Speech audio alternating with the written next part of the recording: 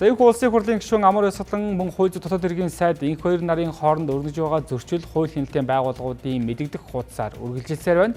Харин төрийн ордондоо сэргийлэгч талуудыг эвдрүүлэх ажлын хэсэг нь гишүүдтэй ээлжсэн уулзалтуудыг хийсээр байна.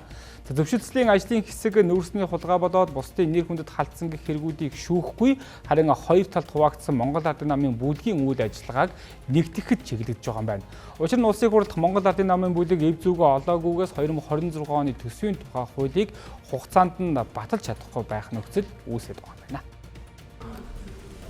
Төсвийн зарлагын хяналтын дэд хорооч эрсдэггүй гэдэг шалтгаанаар хойшлов.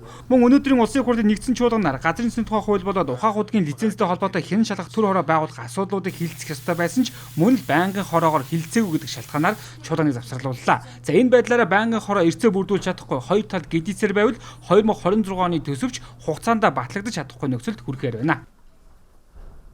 Намын их хурл одоо тун удахгүй зохион байгуулагдаж байна. Энэ цаг үед одоо энэ бүлгээ хуралдуулж төсвийнхээ асуудлыг шийдвэрлэх шаардлагатай байна гэдэг асуудлыг л одоо ярьж байгаа.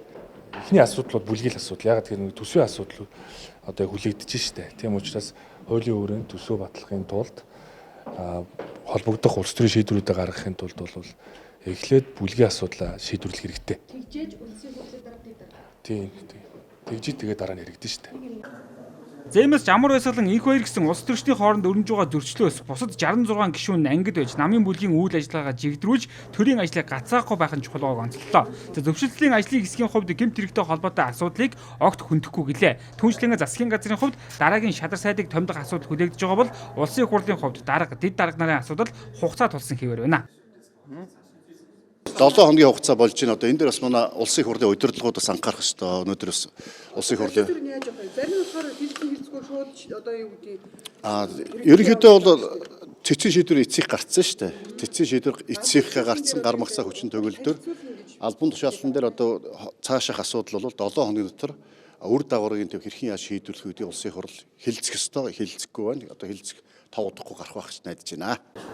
За харин үдээс хойш Монгол улсын шадар сайдаар улсын хурлын гишүүн Ган Хуйгийг томдох нэ гэдэг мэдээлэл гарлаа. Харин Ган Хуйгийн зүгээс төсвийн байнгын хороог удирдах байгаа учраас албан тушаалаас илүүтэй нэн тэргуунд төсвөө батлах шаардлагатай байгааг онцолсон юм а.